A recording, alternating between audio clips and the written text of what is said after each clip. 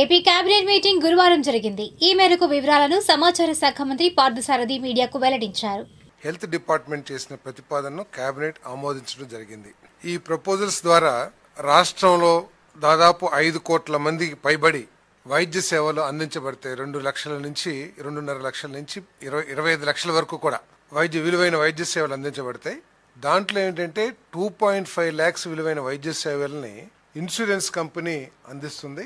2.5 లక్షల నుంచి 25 లక్షలు విలువ చేసే వైద్య సేవల్ని డాక్టర్ ఎన్టీఆర్ ట్రస్ట్ ఏదైతే ఉందో ఆ ట్రస్ట్ ద్వారా సేవలు అందించబడతాయని చెప్పేసి మనం చేస్తాను.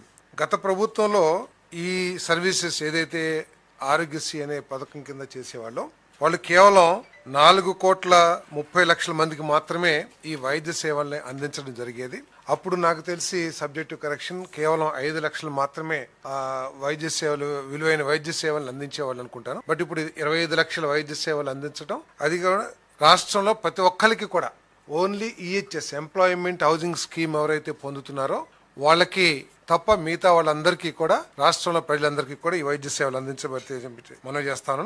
అదే ప్రత్యేకంగా వర్కింగ్ జర్నలిస్ట్ హెల్త్ స్కీమ్ ఏదైతే ఉందో దాని గురించి కూడా ముఖ్యమంత్రి గారు ప్రత్యేకంగా ప్రస్తావించి వారికి కూడా ఈ వైద్య సేవలు పరిగణించాలని చెప్పేసి కన్సిడర్ చేయాలని చెప్పేసి కూడా ముఖ్యమంత్రి గారు సూచించారు. తప్పకుండా వారికి కూడా సేవలు అందించడానికి ప్రయత్నం చేస్తానని చెప్పేసి మనం చేస్తాను.